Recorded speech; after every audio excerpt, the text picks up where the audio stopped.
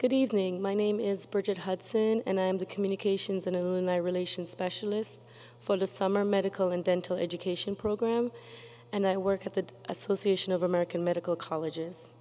And my presentation today is called The Achiever's Guide to Finding Your Summer Experience. So when I think about an achiever, I think they have a particular mindset.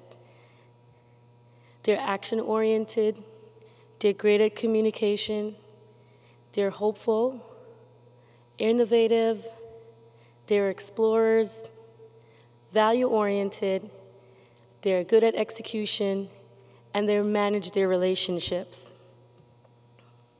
So when you think of being action-oriented, an achiever definitely would have an action plan. They have a checklist of what they want to accomplish and who is going to help them work with that plan.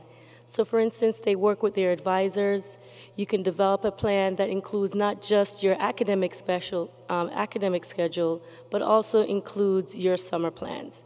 And it's great to have a plan because this gives you the opportunity to make adjustments based on your needs during the spring and the summer.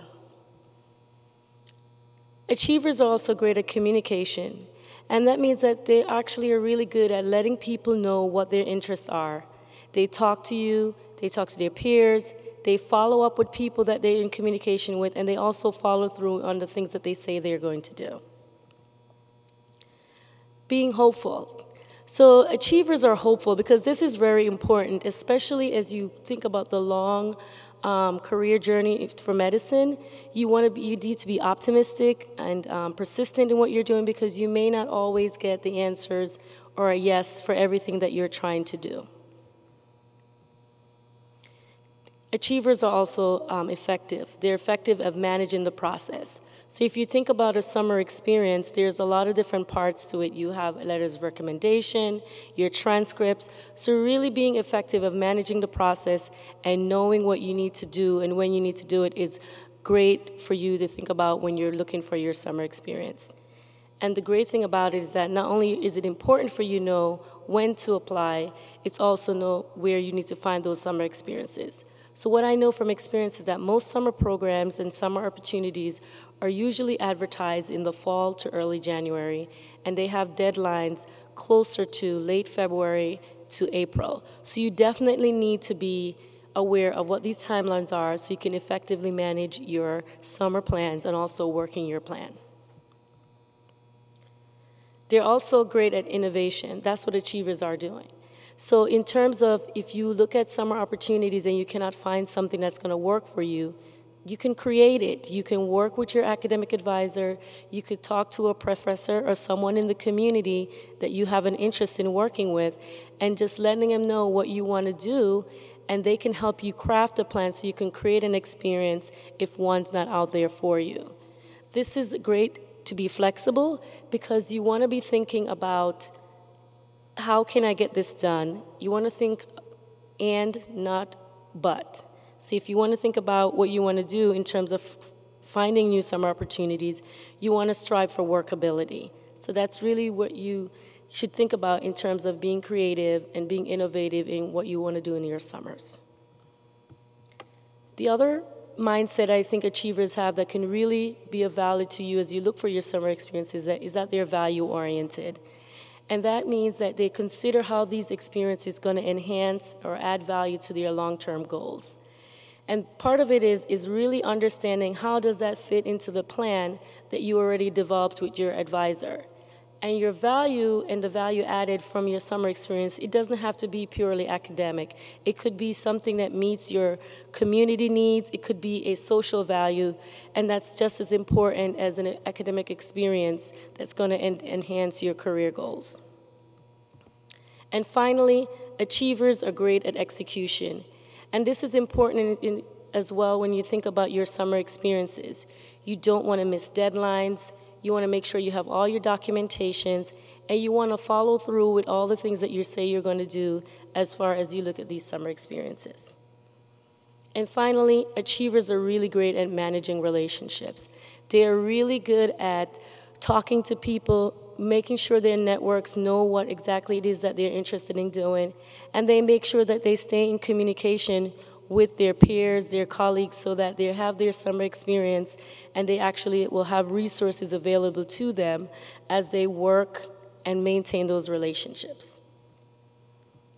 So now that you know what an achiever's mindset is and how you can use that to apply to your summer experience, first you want to start with the why.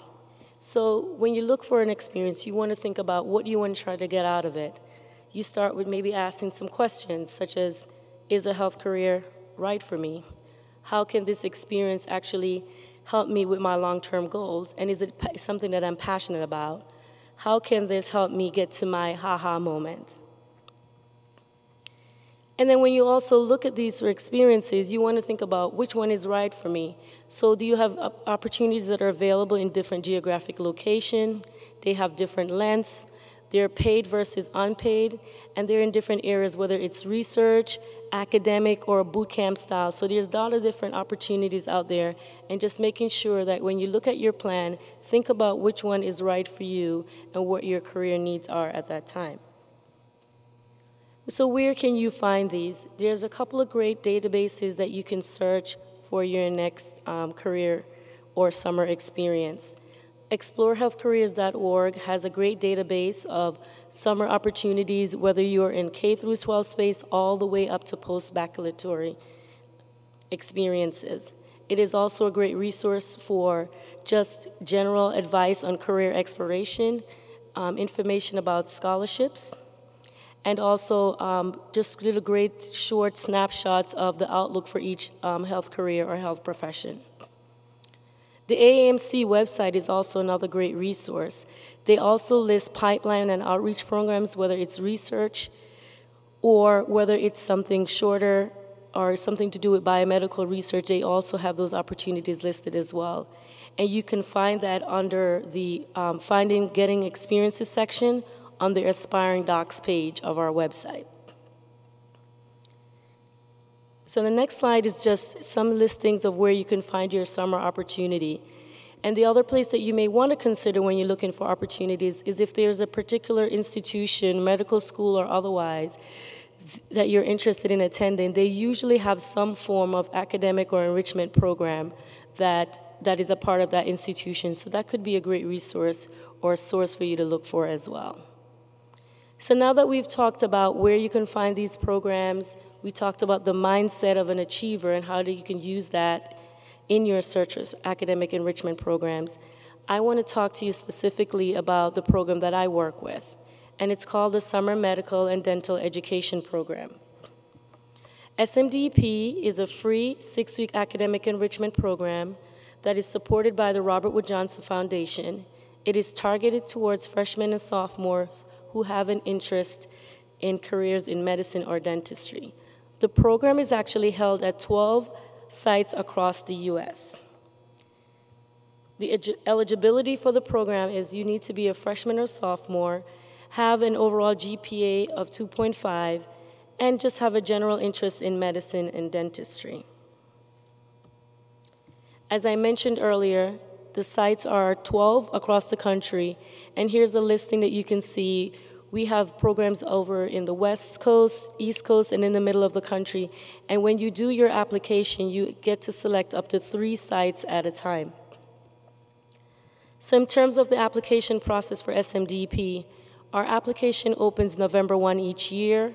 We require a letter of recommendation, and you can get that from one of your advisors, whether it's your pre-health advisor or another professional that you work with that can speak to your ability and your interest.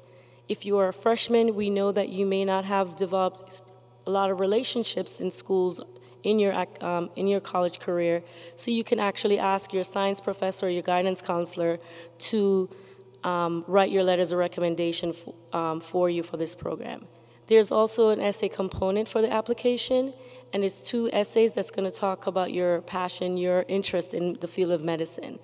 And during the process, we have 12 sites, but you're allowed to select up to 3 that you're interested in attending. You also are required to submit your college transcripts. And even if you just started out, as I mentioned, freshman, this may not be you may not have your grades until the end of December, early January, so you can still go ahead and open the application November 1, and as soon as you receive your grades and your transcripts, you can add it to your file. So that's just a little bit about my program, SMDEP, but I wanted to leave you with a few takeaways. So as we talked about using the achiever's mindset, it's using your networks or really making those networks work for you. That means partnering with your academic advisor, talking to your peers and colleagues, and then doing your research as well through these trusted databases that I listed earlier, and most importantly, understanding and knowing when to apply and making sure that you apply early. Thank you. Any questions? Sure.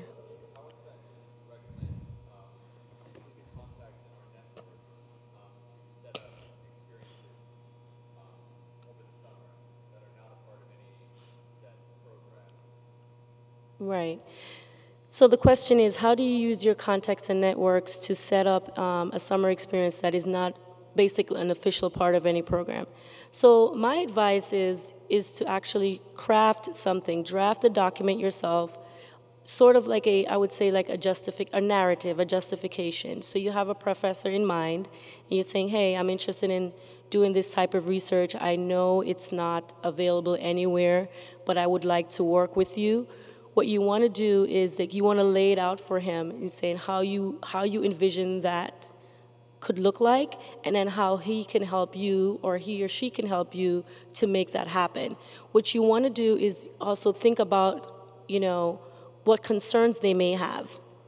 So then you'll have a counterpoint or some sort of narrative or justification to say, hey, I know this is a concern about whether or not you feel like you're going to be giving me everything that I needed, and here's how we can approach it. We could have check-ins every other week. I can draft a short, I could do a lit review of something, or just do a small presentation so you can keep a track where I'm at. So you basically are building it for him and then having them serve as, I would say, more of a sponsor and a mentor to help you with that process. So that's how I would approach it. You're welcome.